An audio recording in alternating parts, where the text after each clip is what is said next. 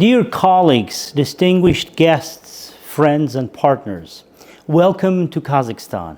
I am genuinely sorry I cannot be with you in the room today, but I did not want this moment to pass without speaking to you directly. Centuries ago, the Silk Road, the Great Silk Road, carried more than just goods and services and caravans. It carried knowledge and ideas across deserts, across mountains, across civilizations. Almaty sat on that road, and today you have come to that same city to move knowledge again. The medium has changed, the mission has not. I want to tell you why our timing matters so much. In Kazakhstan, science and higher education are no longer a background concern or a second most priority. President Tokayev, His Excellency, has placed them at the very center of the national priority.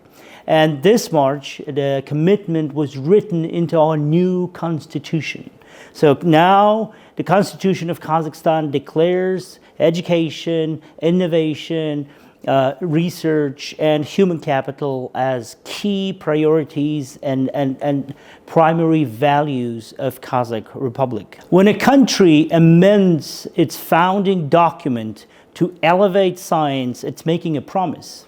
The work you're doing this week is part of how we keep it.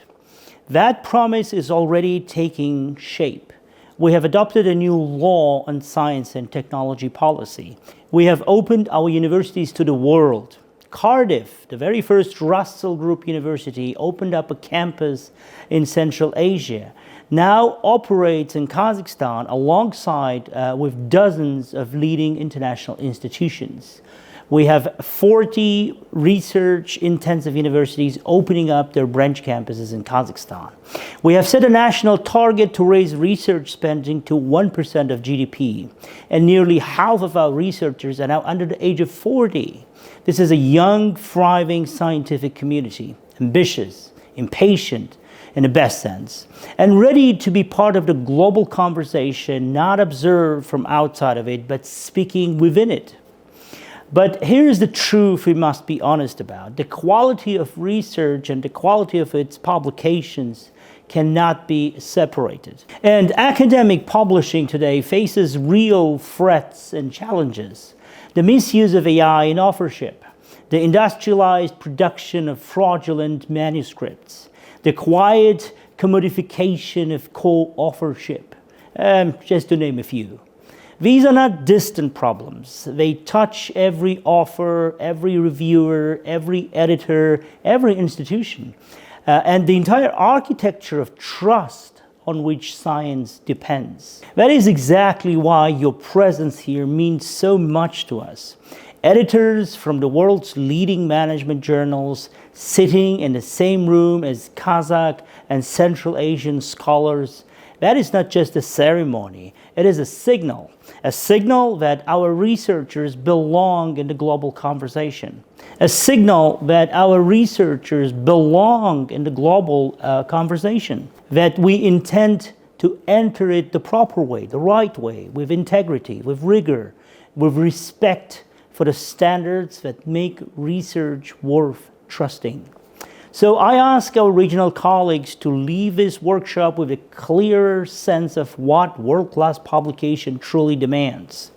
And I ask our international guests and speakers to leave with a sharper sense of the questions and issues this part of the world is actually asking.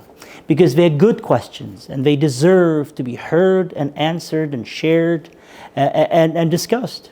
My sincere gratitude to the Academy of Management, to its editorial teams, to the Committee for Quality Assurance of Science and Higher Education, my colleagues, to Narhoz University, to KIMEP University for making this possible. The Great Silk Road was never a one-way road. Neither is this workshop. I wish you that these 2 days of honest, demanding, generous exchange would be as prolific as possible. Thank you so much and welcome to Kazakhstan.